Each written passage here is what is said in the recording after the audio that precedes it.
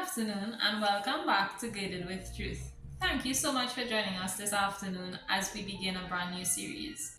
Our series will be kind of spread out between this week and next week because as we begin Holy Week, we are taking some time to consecrate ourselves, which is what we'll be talking about today, consecration. And this is part of a series called Separate Me. And when God has called us to our work, He separates us. He doesn't isolate us, but separates us. And there's a difference between isolation and separation.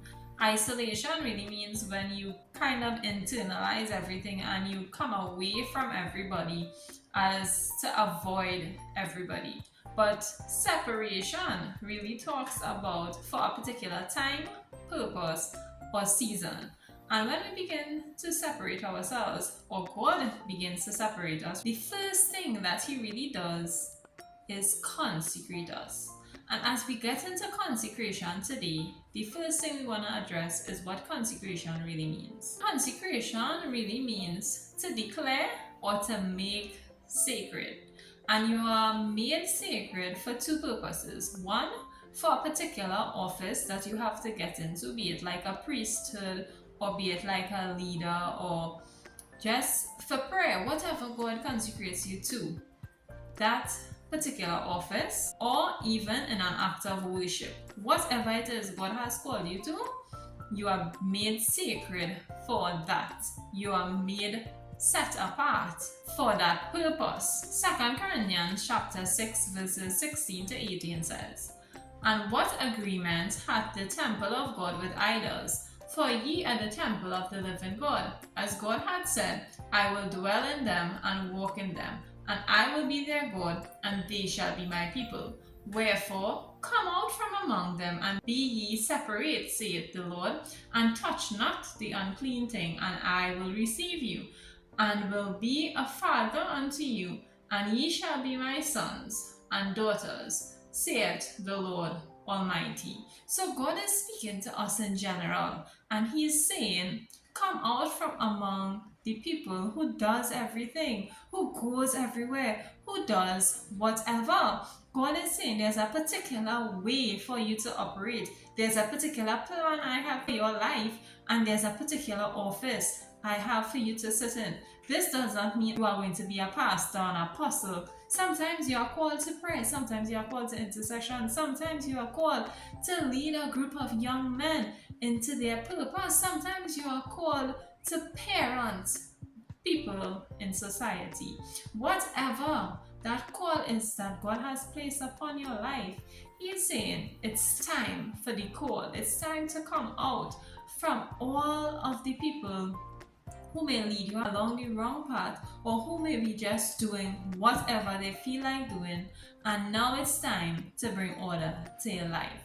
He is saying, come away from the unclean things and begin to consecrate yourself so that you will be known as my daughter and as my son. So God is calling us to live a separated life.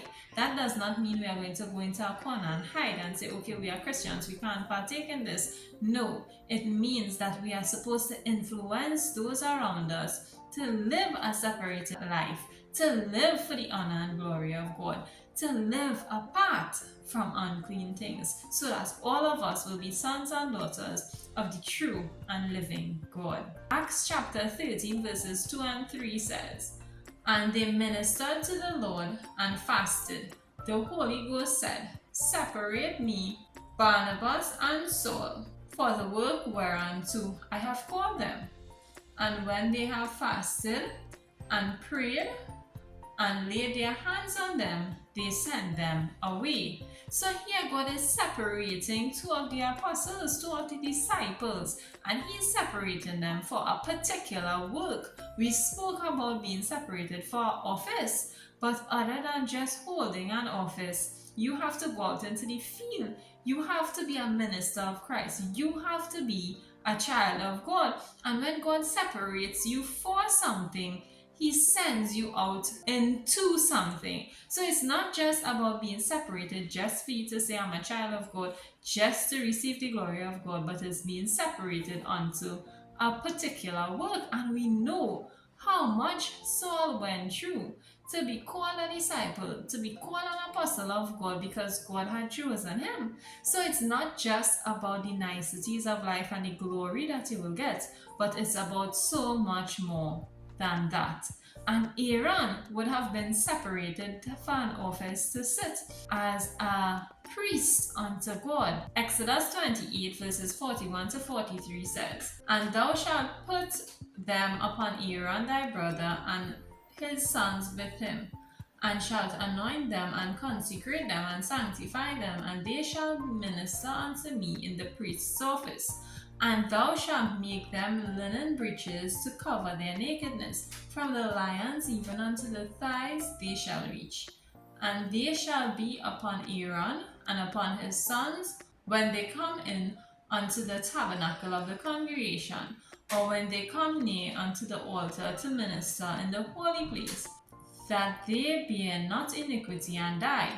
It shall be a statute forever unto him and his seed after him." So here, Aaron and his sons are receiving a legacy of God. They're receiving a birthright from God, because when God begins to consecrate you, it's not just you that is coming into alignment with his will, but it's every seed after you, every seed you will give birth to, every person that you will mentor, every life you will touch.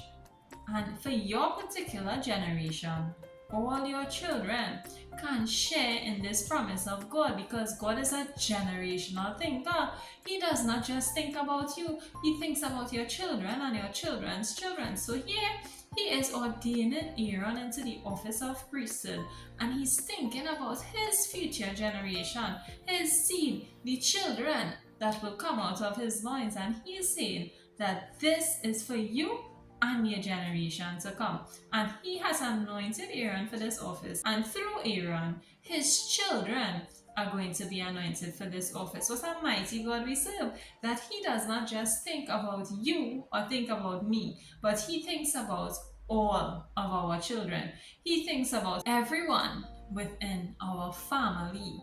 He preserves us, he protects us, he consecrates us for the work that he has for us to do. So when we say separate me, O God, it's not that he's going to isolate us, but he's separating us for a period in time to minister to us, to let us know the work he has for us, so that we can understand the depth of our purpose and we can walk into it. Exodus chapter 32 verse 29 says, "For Moses had said, Consecrate yourselves today to the Lord, even every man upon his son and upon his brother, that he may bestow unto you a blessing this day." So we see consecration is attached to a blessing. So whatever God has for you, in order for you to receive it, you have to consecrate yourself. And part of consecration is separation. Sin is separation from God. But this aspect of separation we are talking about is being separated unto God. Because when we are consecrated within the realms of God. Because God takes us away from everything that we would have been involved in regularly, or everything that may distract us, or everything that we are really bogged down by in this world. And he separates us to consecrate us for what he has called us to. If you think that your time is taken up, or that everything is coming at you hot and heavy, or your mind is so clouded that you can't function, then I would advise you to take some time to separate. As we say, separate me, O God, we are asking God for consecration. We are asking God to let us know what he has for us to do and who he has for us to be. We are children of God, and even Jesus, while he was on the earth, would retreat many times and pray unto God and talk to his Father and ask the Lord what would he have him to do next. So you and I have that responsibility to not just ask God to separate me, but ask God and really receive that consecration that he has for us. So today, as we are in Holy Week, as we approach the Feast of Unleavened Bread and Passover that God has had His people to celebrate, let us choose to ask God to separate me as we enter into this time of consecration. Thank you so much for listening. Have a wonderful afternoon. Bye.